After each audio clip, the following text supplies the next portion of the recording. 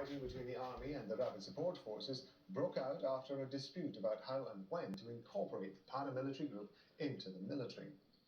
The UN High Commissioner for Refugees, Filippo Grandi, has visited displaced people in Ethiopia and Sudan. He says they feel forgotten. Until and unless there is at least a ceasefire, it will continue to grow. I've seen it myself in all neighboring countries. I was in Ethiopia just a couple of days ago. I've seen it here. I've spent 4 days here in Sudan. The internal displacement is quite dramatic with incalculable consequences.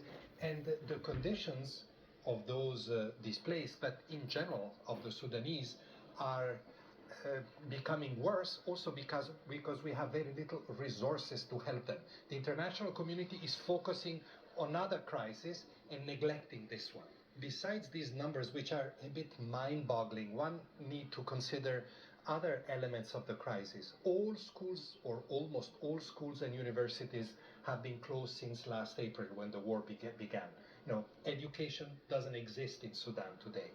70% of the children in need of vaccination, according to WHO, cannot be reached. Food insecurity is growing. There's an important appeal made by the World Food Program yesterday. So it's a crisis with multiple effects and made much more complicated by the fact that there's a huge front line, a complex one, going across the country. Very difficult to work across the front line and reach people on the other side, but many obstacles also for humanitarian organizations working on either side, especially most of them are working on the government side of the front line.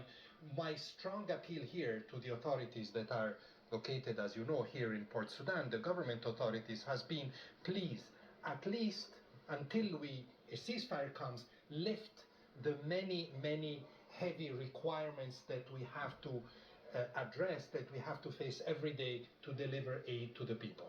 People here feel, ordinary people, the people most affected, feel abandoned, feel forgotten. And clearly, there's been Ukraine and now Gaza. These are tremendously complex crises. It is right that there is attention on them.